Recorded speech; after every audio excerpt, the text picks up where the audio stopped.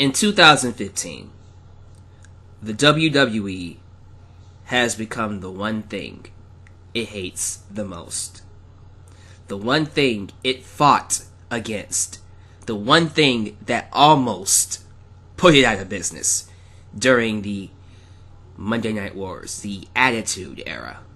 In this video, I am going to give you 5 reasons why I believe WWE has become WCW in its dying days. In other words, Monday Night Raw has become WCW Nitro. The company as a whole is so corporately run. It has put so many regulations and rules on itself that it's more of a 3-hour infomercial than it is a wrestling show. And the moment you stop being a wrestling show is the moment you've lost your identity. If you ask the WWE what it is today, it'll tell you it's sports entertainment. But you have a wrestling ring with wrestling announcers, with wrestlers wrestling inside that wrestling ring in an arena of wrestling fans. Yet for some particular reason, they don't want to associate themselves with the one thing that they are, a wrestling promotion. Kind of funny and ironic, because that's exactly how WCW thought years before they went out of business. And I know people are going to defend the WWE. They're going to say that, hey, look, they have new talent. You know, hey, look, they're still alive. Hey, look, they have the network. Hey, look, things are better than how they used to be. Hey, look, at least people aren't dying and killing their family and doing drugs.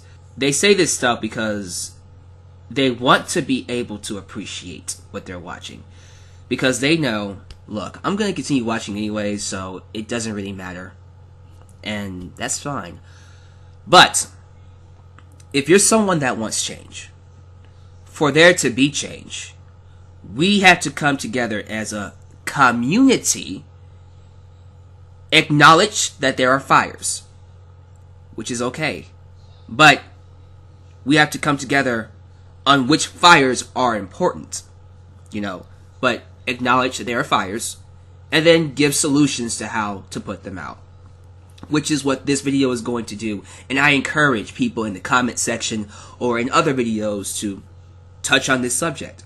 Let's get a discussion going on what our issues are with the WWE, in particular Monday Night Raw. With that said, let's get started. The first issue that we need to address is overexposure. 3 hours is murder. Murder on the show's quality.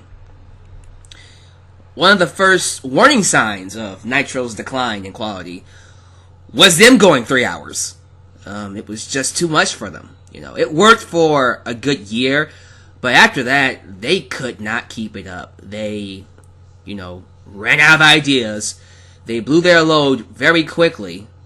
Not just on Nitro, but Thunder as well. It made the program feel bloated, unfocused, repetitive, and the wrestlers themselves became overexposed. And I remember the podcast that Triple H had with Stone Cold Steve Austin, and Austin asked Triple H, hey man, what's the one thing you can change about Raw? He said, the show is too long. People in the company think the show is too long. Now, I get it. A lot of their money, a lot of their revenue comes from that 3-hour show, because advertisements, commercials, blah, blah, blah, blah. I got that.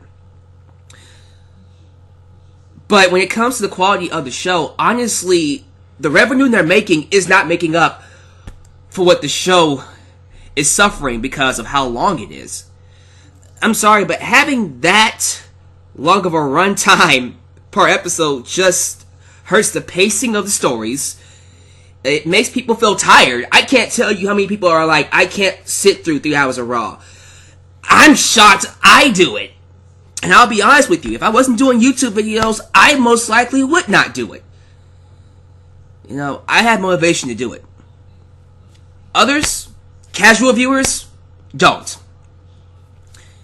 And it's part of the reason why WWE is having a hard time creating new stars. Just like WCW did. Reason number 2. Formulaic and repetitive openings. One of the things that killed me in WCW's heyday was the NWO constantly opening up the show. Before long, it went from 3 people, Kevin Nash, Scott Hall, and Hulk Hogan, Hollywood Hulk Hogan, to like 30 people. And it just pretty much took over the entire WCW roster. It was so big, they had to make 2 NWOs. NWO Black and White, and then NWO Wolfpack. And then by 1999, they just reformed the NWO altogether. And by 1999, it was a dead stable. It had outrun its course big time. But during that 1996 to 1999 run, NWO opened up the show every single week. And Eric Bischoff and Hogan did nothing but brag and brag and brag and brag about how we're better than the WWF and all that kind of stuff. It got boring. Fast forward to 2015. What do we see? The Authority opening up the show 20, 30 minutes. Talking about whatever. Having no point. Just bragging about Seth Rollins. Trying to put over the show. Put over themselves. The network. It doesn't set up storylines. It doesn't advance any developments with characters or feuds. It's just there. And fans are sick of it. It's gotten to the point that fans are intentionally missing the first 30 minutes because they don't want to see Triple H, Stephanie, Cena, or Rollins brag. Let alone brag about the exact same things over and over again. I mean, at least change it up. These guys are just saying the exact same things. Reason number 3. Overdone feuds and matches. Raise your hand, and I know I'm not going to see you, but raise your hand if you're sick of seeing the following matches. Randy Orton versus Sheamus. If I had a room of people, everyone's hand would go up, I guarantee you. Sheamus versus Dolph Ziggler. Cena versus Rollins. Cena versus Sheamus. Cena versus Orton is a given. Let's get that out the way. Big Show versus Mark Henry. Ryback versus Big Show. Ryback versus The Miz. Ryback versus The Miz and Big Show. Jesus Christ. Kane versus Cena. Kane and Seth Rollins in some combination fighting Cena and Cesaro, or Cena and Orton, or Orton and Reigns, or any kind of 6-man tag involving Rollins and J&J Security and blah blah blah. In WCW, Hogan and Flair were feuding and main eventing the show from like 1994 to about 1999. That's 5 years. And if you've seen one Hogan versus Flair match, trust me, you've seen them all. It's the exact same match, and they did the exact same match 20 times through 5 years. It's ridiculous. I can remember only like, 4 of them being good, the rest of them just kind of meh. But then, you got people like Hogan and Piper having matches in their old age, because that's exactly what we want to see. Hogan and Warrior, Just, same old people having the same matches. I can't tell you how many times Booker T fought Chris Benoit, or Booker T fought Jeff Jarrett towards the end. Jesus Christ. Or Scott Steiner, or, you know, just a bunch of same matches. Vampiro fought Sting, like, how many times? And I get that they're feuds, which is okay. But the idea of a feud is to not give so many matches away. It's supposed to be an ongoing story where each match is a plot point that goes to, you know, a big blow off. Not just match. Which is what we get on Raw. How many times have we seen Paige fight Sasha Banks? Like what, 5 times? It's at the point now where I'm just kind of sick of seeing the match. Even though the matches are good, and it could be a really good feud if it was a feud, when you give it to me on pay-per-view, I'm not going to be as excited because I've already seen it 5 times. I feel like I'm seeing the exact same people wrestle the exact same matches every single week.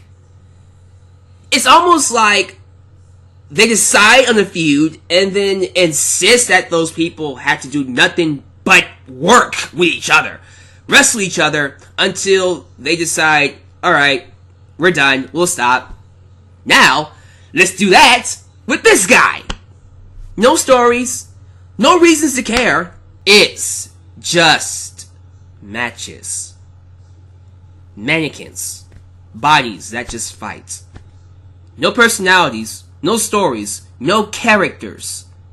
Just matches. And the problem with that repetition is that it creates the exact same show every week. And then before long, I'm gonna want to stop watching.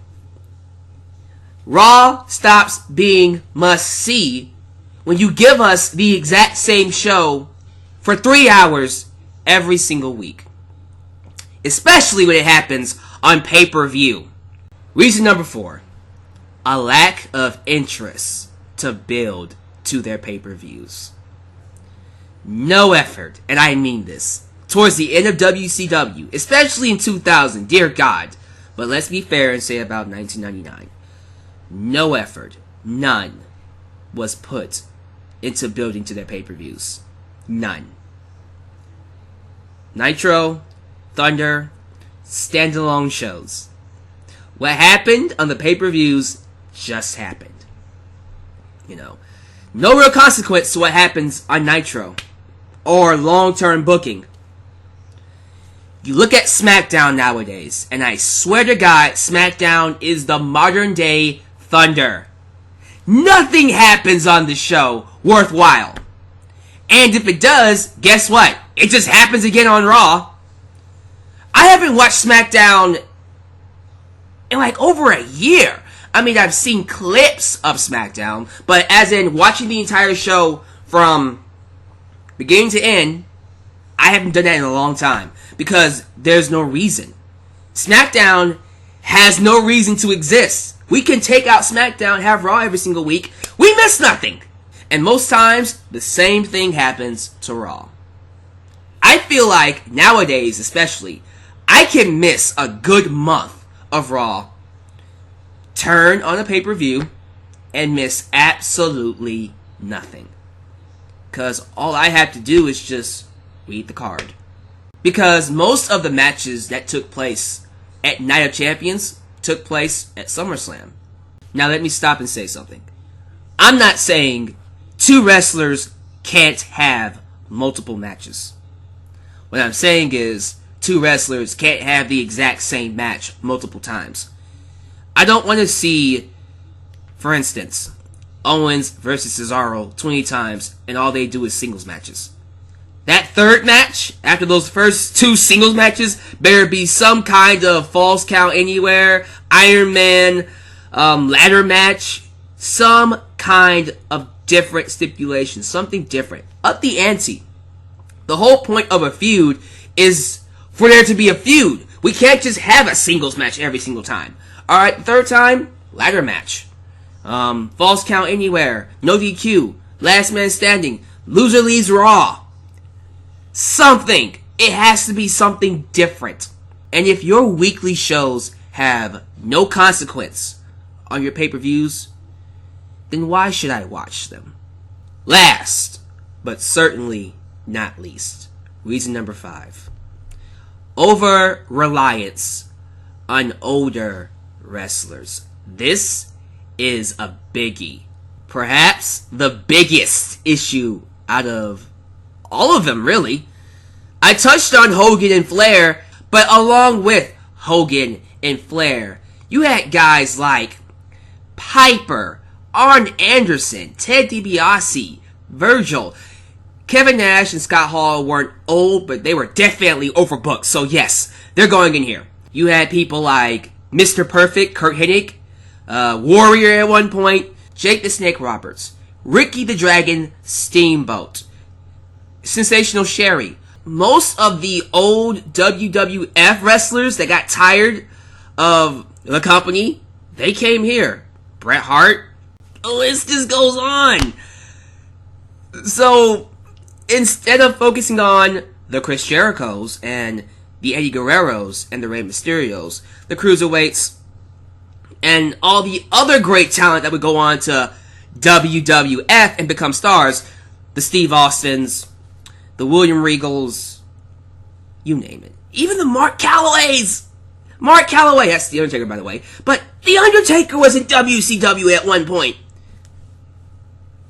You know, so instead of focusing on the newer talent, WCW was completely stubborn and unwilling to establish new future stars.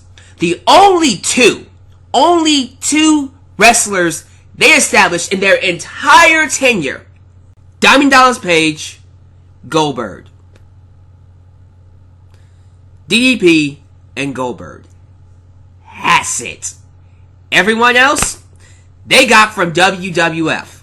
And by 1999, the WWF was destroying them in terms of talent. Because they were all about the new generation. The Chris Jerichos, the Eddie Guerreros, the Chris Benoits, the Kurt Angles, the Rocks, the Triple H's, the Austins. Actually, Austin was injured, so that's another thing that helped him. When the core guys were hurt, Foley, because he retired, Austin, Taker was gone, they still had a strong enough roster and a plethora of characters and storylines to keep the roster going.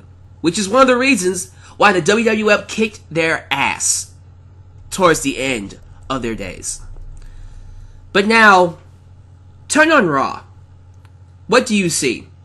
The Dudley Boys, before they came back, the tag team division was in shambles. The New Day, by the way, love the New Day. The New Day is awesome, but just like all the other tag teams, they suffered from the same old 4-man versus 4-man bad booking that had no storyline progression, no backstage segments, just stupid crap. And it wasn't until recently when Xavier Woods pulled out that trombone, and then they became the fun tag team they are nowadays. And guess what? They're the best part of Raw. One of the best parts of Raw. Oh my god. But that didn't happen until the Dudley Boys came back. Did we forget how the primetime players got over? Through their promos. Same thing goes for the Lucha Dragons. They got over because, not their promos, but they got over because of their in-ring work.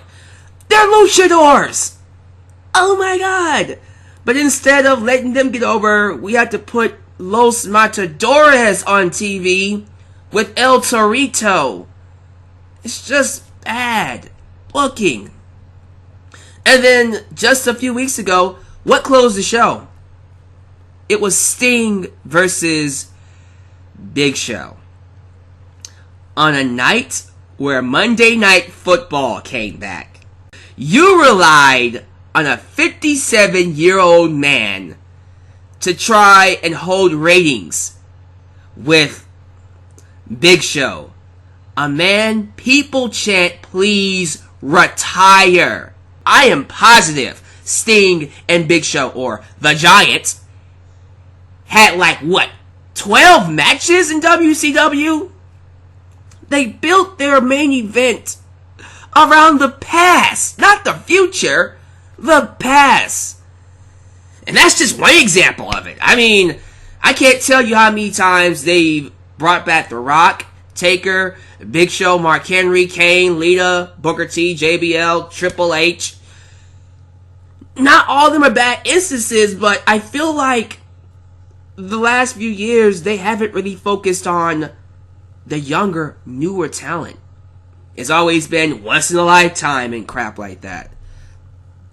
And I'm not even saying the older stars can't play some kind of a role, but it just seems like they're obsessed and unwilling to trust the new generation. And maybe that is because of what Hogan and Nash and others have done. You know, maybe Vince McMahon feels like I can't trust anybody but John Cena, because everyone I trust ends up getting hurt or they leave me.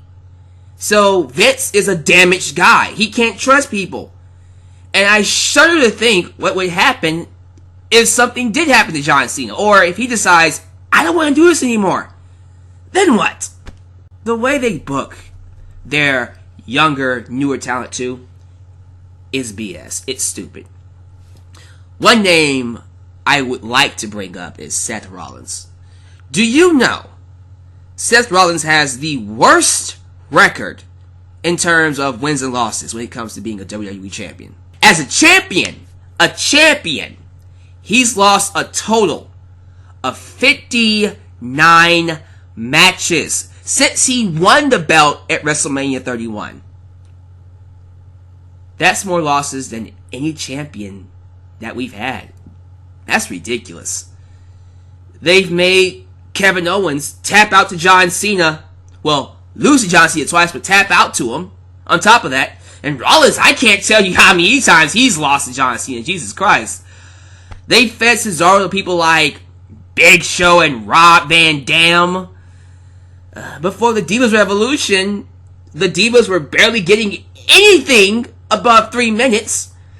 And the majority of their NXT talent that we thought were going to be awesome are just lost in the shuffle. The key difference between Raw and Nitro in its dying days is nowadays there are no wrestling equivalents. There is no competition to WWE. It's a full monopoly here in America when it comes to wrestling. It's all WWE. I mean, there are other wrestling shows, of course, like TNA, ROH, NXT, and Lucha Underground, but they come nowhere near the brand recognition that the WWE has built over decades. And whether we like it or not, man, the WWE will always have the viewers. And at this point, until we get that competition, they can afford to go stale. They couldn't afford to go stale back then, during the Attitude Era, because WCW would eat them alive. They have that luxury now. So, in my opinion, the only way the WWE is going to get better is if they finally decide to stop focusing on the same core guys and make a true effort to creating new stars. And to end this video, I'm going to give you 5 ways to make Raw, in general, the WWE, a much better product. One way is a roster rotation. I love that Lucha Underground and NXT do this. Don't have the same people on every single show. Save some people for SmackDown, or not even, that very week. Save them for a week and then give them a break.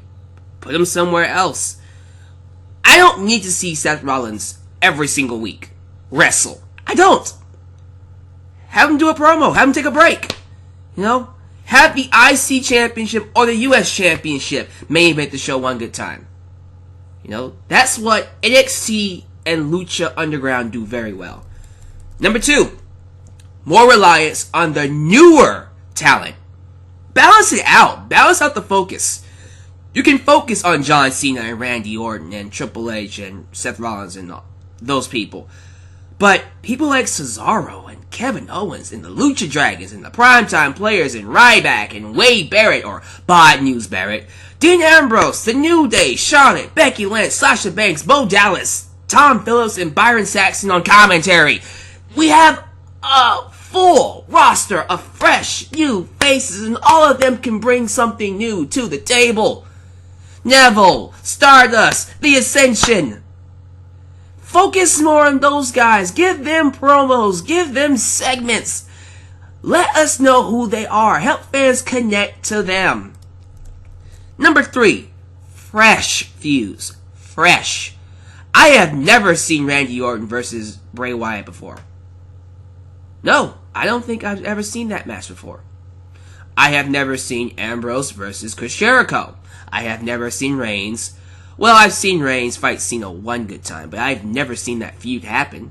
I've never seen Rollins fight Cesaro. Well, he did on SmackDown, but I've never seen the feud. I've never seen Kevin Owens versus Daniel Bryan, or the Dudley Boys versus the Usos, or Charlotte versus Paige. I mean, there are different possibilities you can do. Multiple possibilities. I don't need to see Sheamus versus Randy Orton 25 times.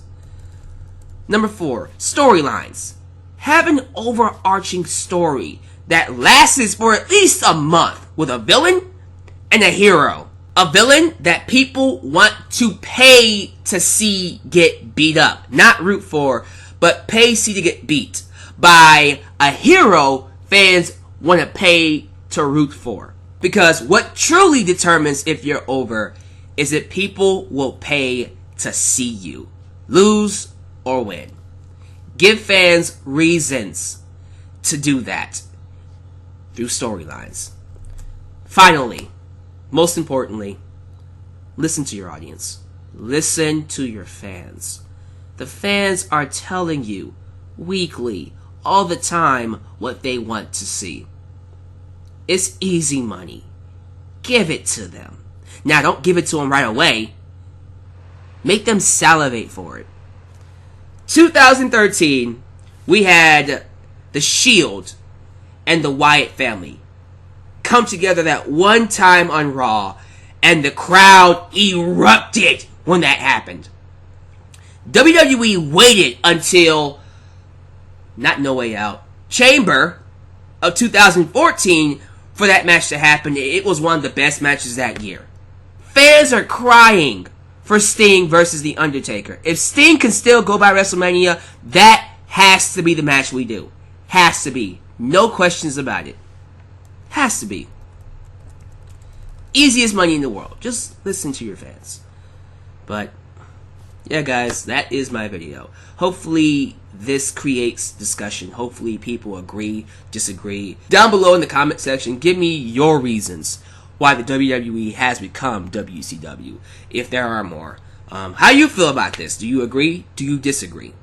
And if you do, the comment section is down there, and I encourage people to make videos about this. But other than that, this is your boy, Deluxe Man, signing off. Catch you guys next time. Peace.